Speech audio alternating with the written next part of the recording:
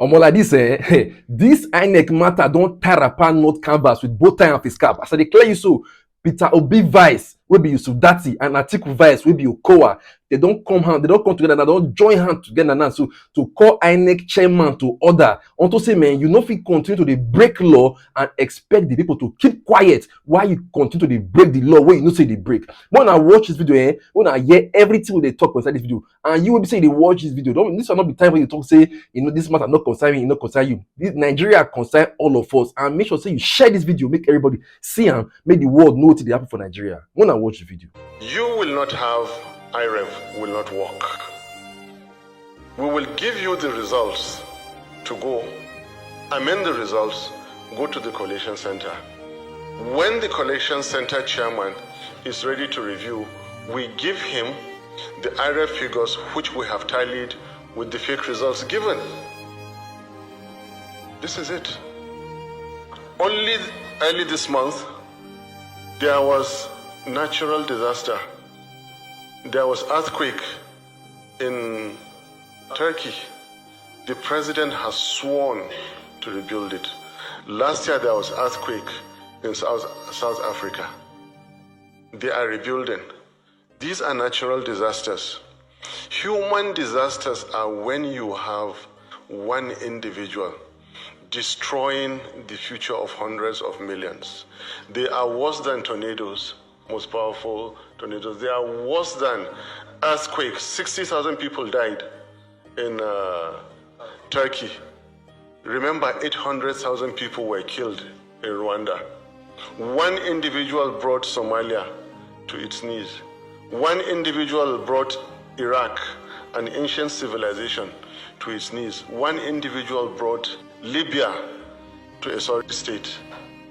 We have individuals who have amassed wealth and think they can, in the Eagle Square, disgrace citizen number 1, citizen number 2, citizen number 3, because they have millions of dollars to spend on state governors. And they will come out, hold INEC, control the security, control the judiciary. That is why they are telling you go to court. People are afraid to mention courts in civilized societies. The moment you mention court, he will say, okay, what do you want? That is the truth of the matter. We are heading, like I told you, when everything is at stake, and right now everything is at stake. My country is at stake. So I'm ready to deploy everything I can within the Constitution, not to let this happen.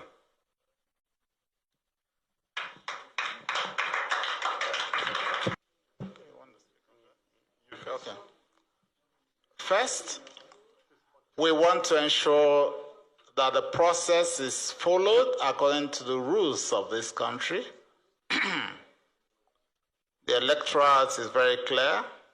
The INEC guidelines are very clear. The constitution of this country is very clear. It is for us to defend the rights of the people.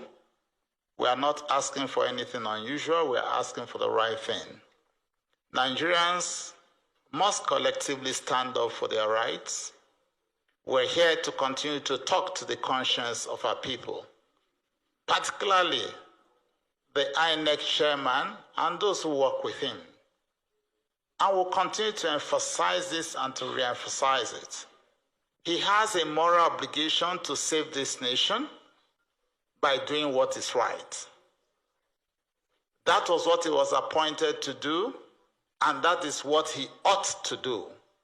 Any other thing is wrong, and he cannot continue to play with the future of our children. He cannot continue to play with the future of our mothers. And we call upon him to do what is right.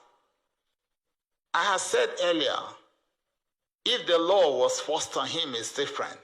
He fought for the law, along with the civil society organization, for which we are truly very grateful to our civil society members across this nation. They fought for this, and he was with them all through on this.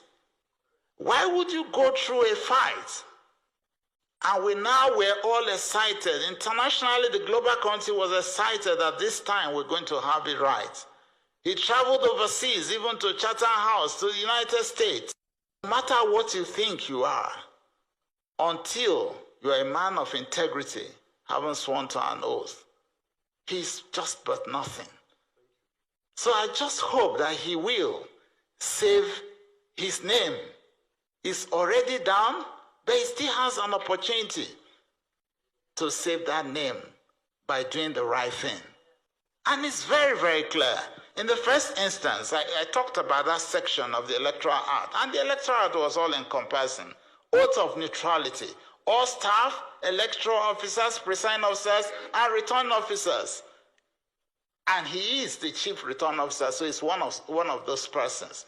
And security officers, taking part in the conduct of an election, shall affirm or swear to an oath of loyalty and neutrality, as in the second schedule. He knows what is right. He has to save Nigeria. It is only when he does what is right that we can be sure that we truly have a nation of our own. It's only when he does what is right that the children of this country, the youth of this country, will realize that there is still hope and that there's a nation, Nigeria, that they can call their own. We appeal to him that he should not dash the hopes of millions of youths in this country, because he'll be bringing a curse on himself and his generation. And I don't believe that he ought to do that.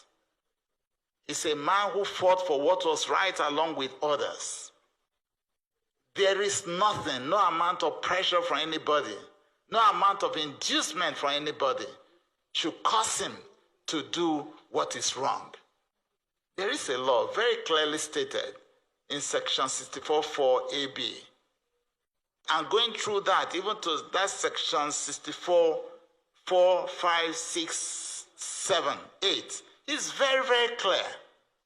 He knows what is, I guess he knows what is in the law.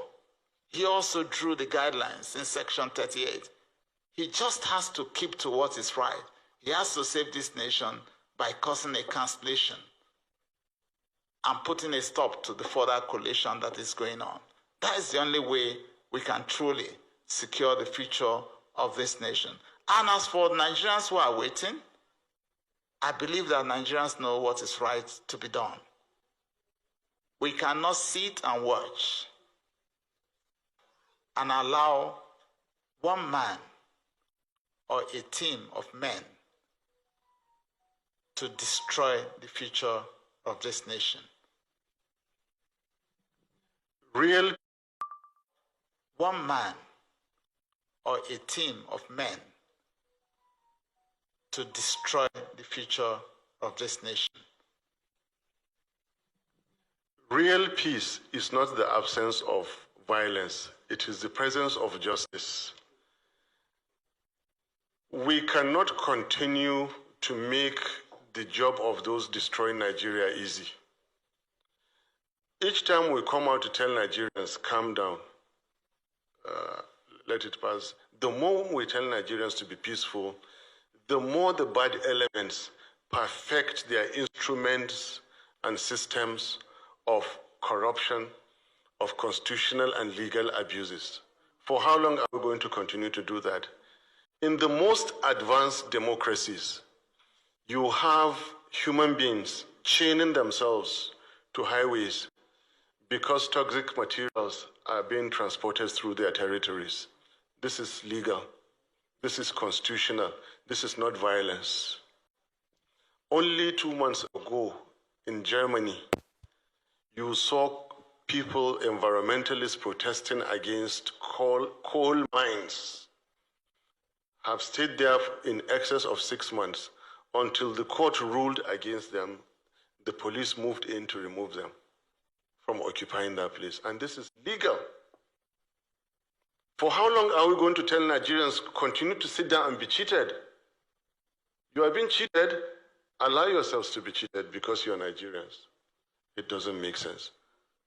And you, the bad elements, continue to do because Nigerians are going to be patient. Governments have fallen in Africa because of the price of bread went up. The entire Arab world 11, 12 years ago went up in crisis because a young man burned himself in broad daylight. Anybody waiting to hear call to arms from ourselves will never hear it. We're peaceful people. He will never hear. Anybody who wishes to change what we are saying, what I am saying, is welcome to try it. I will never call for violence. I will continue to say that democracy belongs to the people who can practice it. Good governance belongs to the people who can demand it. Dividends of democracy belong to those who can take it. It is left for Nigerians to do these things I mentioned. There's nothing unconstitutional, nothing illegal about the gentleman you mentioned on the street and millions joining him. After all, what is being done about the illegality that we spoke about?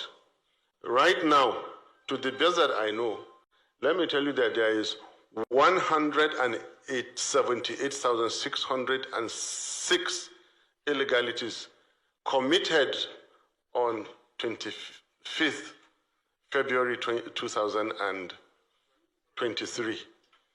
All the polling units that did not upload to IREV is a legal breach. It's a breach of the Electoral Act. Then there's 8,000 plus criminal acts. Any polling ward or collation officer that violated sections 64, 4, and 5, because it states clearly, he or she shall only enter after having verified from the beavers directly transmitted. These are constitutional breaches. These are legal breaches. This is what Nigerians should be after, not about Nigerians demanding their rights. It is not violence if Nigerians serve notice, come out peacefully. It is not violence. It is not any break. You cannot tell Nigerians to sit down and watch everything go down the drain. This country is too beautiful, is too blessed. I'm sure most of us have lived in other countries and come back to Nigeria because Nigeria is too good. And that is why I said, when all is at stake, as we have now, people like me are ready to deploy all constitutional means to see that we take back our country. I like what Governor Okowa said. The gentleman, Mahmoud Yakubu, he is an exalted common civil servant. And this is a technical description I'm giving with due respect. He has no powers to break law. He has no powers to make laws. What INEC chairman has been doing, he's been making laws by deciding to continue with legal breaches. I repeat, what INEC has said is that, yes, we've heard you. The laws have been broken. Please resume your seat. Like they said to Ihedioha. Resume your seat, we've heard you. We are going to continue to break this law until we finish breaking the law and announce a government